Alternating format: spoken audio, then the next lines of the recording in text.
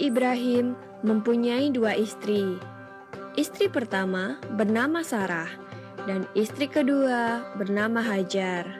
Sarah melahirkan seorang anak laki-laki yang dinamakan Ishak, dan Hajar melahirkan anak laki-laki juga yang bernama Ismail. Sarah merasa kurang senang hidup bersama Hajar. Berkali-kali ia meminta kepada suaminya agar Hajar dan anaknya dipindahkan ke tempat lain. Akan tetapi, Nabi Ibrahim tidak segera menurutinya. Barulah setelah menerima perintah dari Allah, Nabi Ibrahim mengajak Hajar dan Ismail pindah ke Mekah. Ismail yang masih menyusu pada waktu itu terpaksa harus mengikuti kedua orang tuanya menempuh perjalanan yang begitu jauh dan melelahkan.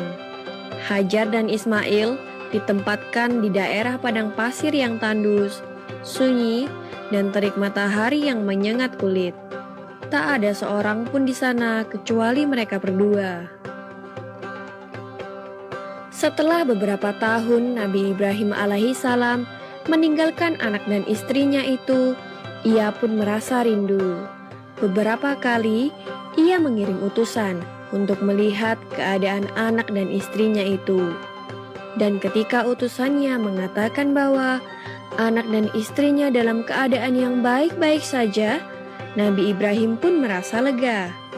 Ternyata kehidupan istri dan anaknya itu diberi serba kecukupan oleh Allah Subhanahu wa Ta'ala.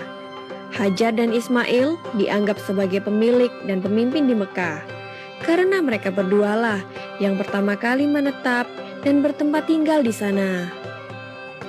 Demikianlah Nabi Ibrahim tidak dapat menahan kerinduannya. Ia pun berangkat ke Mekah dan bertemu dengan Hajar dan Ismail di padang Arafah. Anak dan istrinya itu sedang menggembalakan hewan ternak yang cukup banyak. Dalam perjalanan pulang ke Mekah, setelah menggembalakan ternak, mereka beristirahat di Musdalifah karena kelelahan dan akhirnya tertidur. Dalam tidurnya yang sebentar itu, Nabi Ibrahim alaihissalam mendapat wahyu melalui mimpinya. Ia diperintahkan oleh Allah untuk menyembelih Ismail. Anak kesayangannya itu harus dikurbankan sebagai bukti patuhnya Nabi Ibrahim terhadap Tuhannya. Seketika itu juga Nabi Ibrahim terkejut dan berdebar-debar. Tampak begitu beratnya ujian kali ini. Ia pun akhirnya menguatkan hati demi rasa cintanya yang lebih besar kepada Allah Subhanahu wa Ta'ala. Ia juga pada akhirnya memberitahukan mimpi itu kepada Ismail.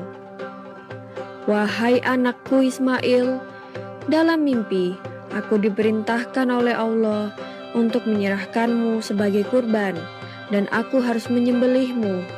Bagaimana pendapatmu, wahai anakku?" Kata Nabi Ibrahim. Ismail pun menjawab, "Wahai ayah, sekiranya itu perintah Allah, maka laksanakanlah apa yang telah diperintahkannya kepadamu. Aku akan tetap sabar dan ikhlas menerima cobaan ini." Dikisahkan iblis berusaha merintangi perintah Allah kepada Nabi Ibrahim. Berkali-kali iblis membujuk Nabi Ibrahim agar tidak melaksanakan perintah itu. Namun Nabi Ibrahim tetap melaksanakan perintah Allah, dan godaan iblis yang begitu dahsyatnya tak akan mampu meruntuhkan ketaatan Nabi Ibrahim kepada Allah. Nabi Ibrahim membawa Ismail ke atas bukit. Di sana, Ismail mengenakan kain penutup mata, dan pedang tajam pun sudah dipersiapkan. Ketika pedang itu sudah berada di leher Ismail, tiba-tiba tubuh Ismail pun diganti dengan seekor kambing yang gemuk oleh malaikat Jibril.